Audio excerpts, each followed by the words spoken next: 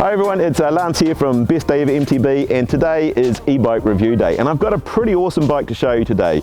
It's the Orbea Rise. What do you think of this thing? Now, you did hear me correct, it is an e-bike. If you look down closely, you'll see it actually does have a motor down there. Now, principally what is different about this bike? Well, pretty much weight. Let's get this thing out. This thing, believe it or not, weighs 16.5 kilos. That is pretty much the same as my old enduro bike without a motor. So how have they managed to pull this off?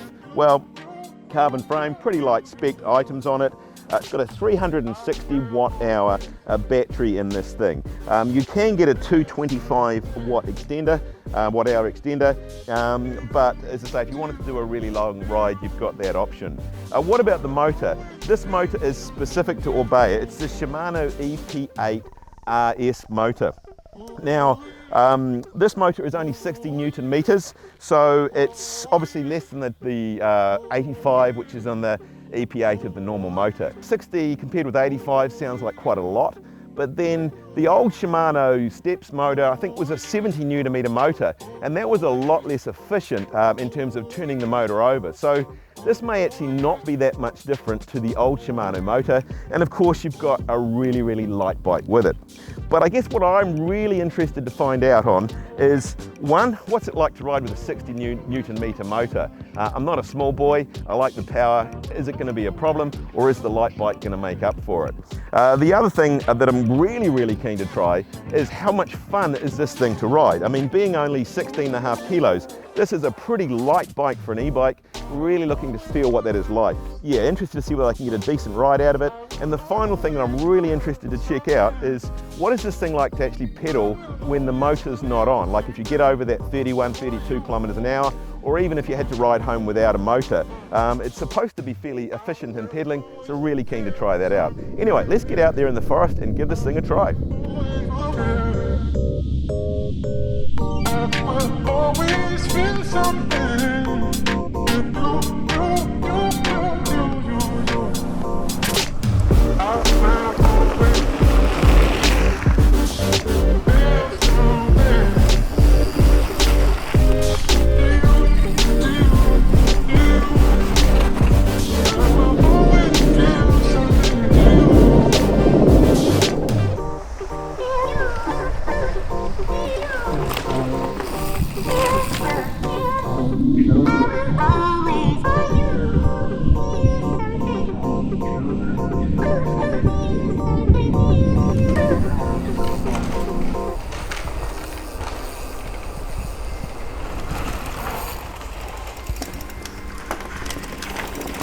Alright, well, I've been lucky enough to try this out this morning. Really enjoying it so far. I was not sure about how the 60 Newton meter motor would feel, but actually it feels quite sufficient actually on the climbs. I think the fact that the bike is so light makes up for the fact that the motor's got a little less power. It's very quiet, I must admit. In fact, you can hardly tell the motor's on. It certainly must be one of the quietest e-bikes I think I've ever ridden. Super light, super playful, I must admit. This is, I guess, it's almost kind of like an XC bike, but it handles like an XC bike as well. Saying that, it's still got 150 travel, 140 at the back, so it's still pretty capable. So I must admit, yes, so far really loving it.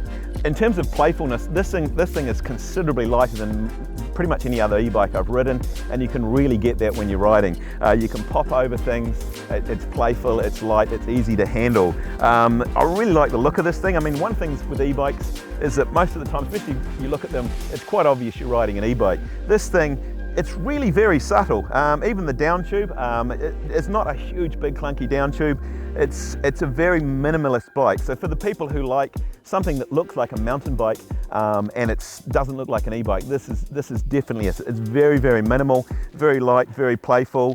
The Rise comes in a range of colors, range of specifications. So if you're interested in one, probably the best bet is to check out the Orbea website, have a bit of a drawl over some of the bikes there. Alternatively, check out BIKELAB.co.nz. Some pretty good deals on that website as well. And yeah, it's a pretty awesome bike, and thanks for watching.